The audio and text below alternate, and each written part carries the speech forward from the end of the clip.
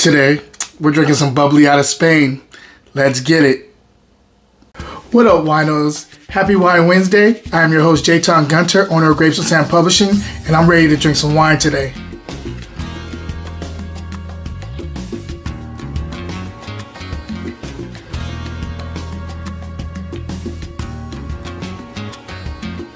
Hey, what up, y'all? We're back for another one, and I cannot wait to get into this bubbly with you. Just so you know, please stay tuned to the end of the podcast, end of this show, because I have some announcements. One of the things I did want to say is I had an amazing time at Black Vines this past weekend. Biggest wine festival in the whole United States. But this one is focused all on black people, and I loved it. I felt at home. Great winemakers there, great wine influencers there, just great music. The vibe was killing. We had a great time. I had a lot of fun, and I got a chance to actually interview a really up-and-coming winemaker, and I'll get more into that later on at the end of this show. So without further ado, let's get into the wine. Today I just felt like some bubbly, so I got some bubbly. We're talking about, we're having a Cava. This is actually a vintage Cava too. Like, it's actually one that has a year on it, which I love. So this is Casa Fudada, 1920, Parxet, Cava, Brut Reserva, 2021.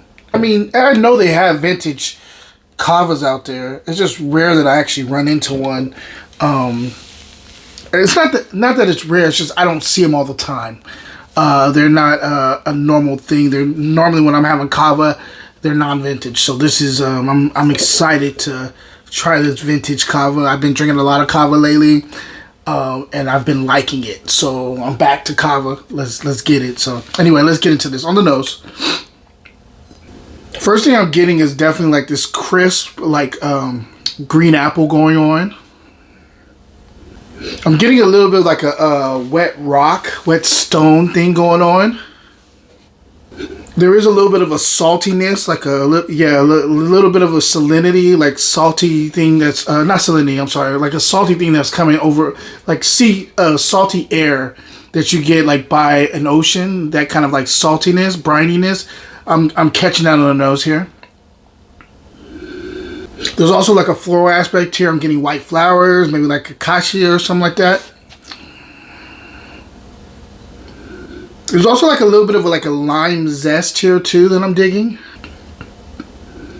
I think that's about it. That's pretty much what I'm getting on the nose. Let's see if those are translating to the palate. If I can pick up something more on the nose, on the palate, because I'm being honest with you, the nose is a little muted, but I want to get into the palate and see if that changes everything for me. Stay tuned. Wine Wednesday will be right back. Books, and more books. I'm a publisher and writer, and if you love books as much as I do, go check out my website, grapesandsand.com. I love to share books, and I hope you guys enjoy. Cheers. Now back to the show. Great mouthfeel here. Solid amount of structure here too. I like this.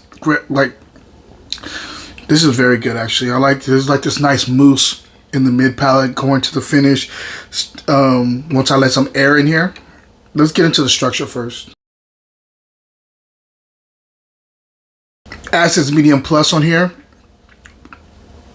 Finish is long. I would say this is more of like a medium body sparkling wine.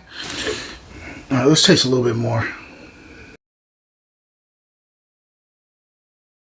Before I get into the fruit, I think there's something I did not check on here, and I'm just realizing I didn't. I really opened the bottle and poured it, and I'm curious. I didn't even check and see if there's a grape varietal on here, what the grape varietal is, if it's a blend or whatnot.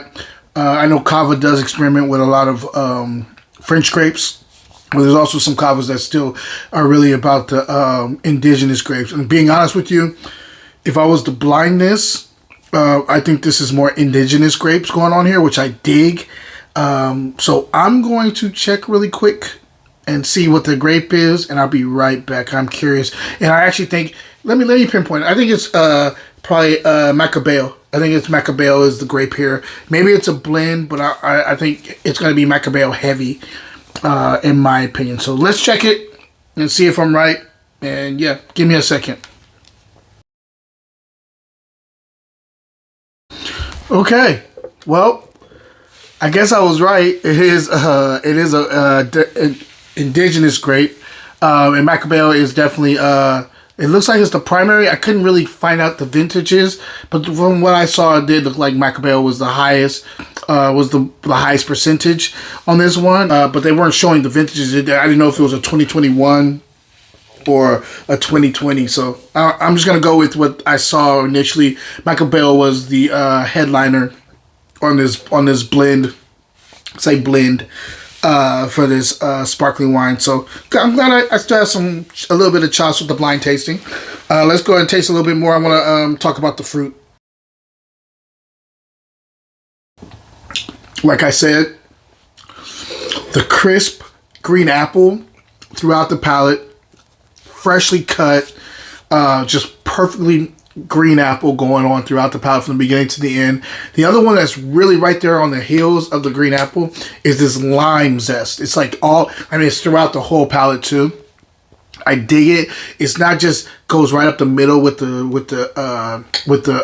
green apple. It also, you catch a little bit on the outside of the tongue all the way to the finish too. So you're getting that kind of lime zest throughout the palate. Even a little bit of like the bitterness of a lime sometimes on the finish. I'm catching that here too.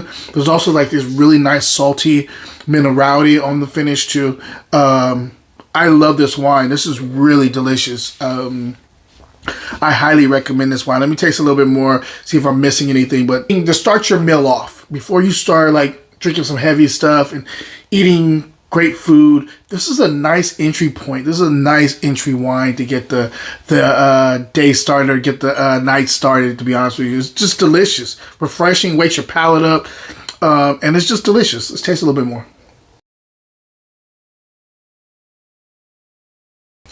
Yeah, I'm gonna stick with that. I even throw like a little splash of like a pink grapefruit on the finish too. So it's the actors in this play on the palate. Oh, I like that.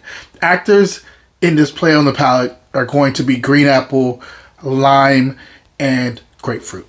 I like it all. I like the minerality. I like the texture. I like the mousse in the mid palate to the finish. I like a lot about this wine. If I'm scoring this wine, I'm going 90 plus on this. I highly recommend it if you can get your hands on it. It's just delicious. And other than that, let me tell you about what's going on. So, had a great time at Black Vines Festival. Was able to meet a lot of people, run into people that I only known online for years. Meeting them in person was great. Talking to them about wine was amazing. Just a great vibe all around. I got a chance to interview a young and upcoming winemaker. I will be dropping his name and what this interview is about very soon. It will be on my newsletter. I'll be dropping that episode this week too, so stay tuned for that.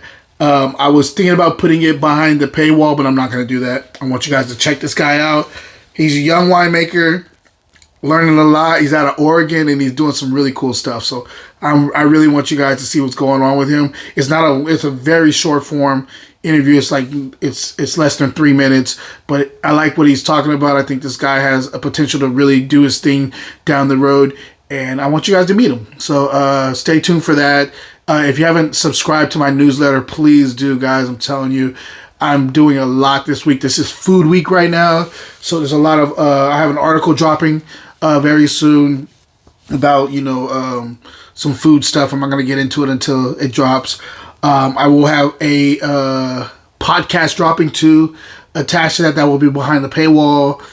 And then I will hopefully get a cool little interview with a chef to talk about what's going on too. That'll be behind the paywall too. So anyway, stay tuned for all that, guys. I hope everybody's having a wonderful week thus far. I hope this is a perfect episode to get you over the hump day. And question of the day, what's your go-to value bubbles? Until next time, guys, cheers.